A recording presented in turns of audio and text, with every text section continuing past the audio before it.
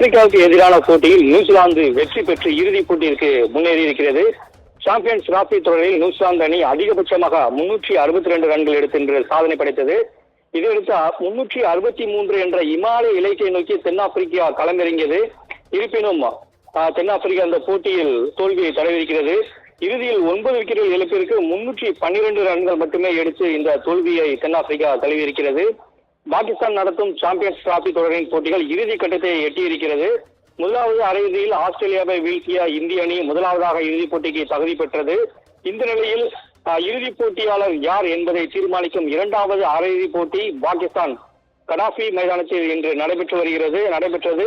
இந்த போட்டியில் டாஸ் வென்ற நியூசிலாந்து அணி கேப்டன் மிச்சல் சாண்டரன் முதலில் பேட்டிங் செய்வதாக அறிவித்தார். இந்த போட்டியில் தென்னாப்பிரிக்க அணியின் கிறிஸ்டன் செம்ஸ் பதிலாக அணியில் கேப்டன் டெம்பா பவுமா இணைந்தார். இதுவரை இவ்விரு அணிகளும் 73 ஒருநாள் போட்டிகளில் நேருக்கு நேர் மோதி இருக்கின்றனர். அதில் தென்னாப்பிரிக்க அணி 42 போட்டிகளிலும் நியூசிலாந்து அணி 26 போட்டிகளிலும் வெற்றி பெற்றிருக்கின்றனர். 5 போட்டிகளில் வெற்றி பெற முடியவில்லை. இந்த நிலையில் இன்றைய போட்டியில் முதலாவதாக களமிறங்கிய நியூசிலாந்து அணி கேன் வில்லியம்ஸ் தென்னாப்பிரிக்கா பந்துவீச்சாளர்களை அடித்து நொறுக்கினார். 94 பந்துகளில் 102 ரன்கள் எடுத்தார். இது அவரது ஒருநாள் கிரிக்கெட் வாழ்க்கையில் 15வது சதமாக இருந்தது. சர்வதேச கிரிக்கெட்டில் 19,000 ரன்களை கடந்த முதல் நியூசிலாந்து வீரர் கேன் வில்லியம்சன் என்ற பெருமையை இவர் பெற்றிருக்கிறார். இன்று வரை எந்த ஒரு கிவி பேட்ஸ்மேனும் இந்த பெரிய சாதனையை படைக்கவில்லை. இந்த போட்டியில் அவர் இந்த சாதனையை படைத்தார். இது தவிர அதிவேகமாக 19,000 ரன்களை கடந்து எட்டிய உலகின் 4வது வீரர் என்ற பெருமையும் அவர் இன்று பெற்றிருக்கிறார்.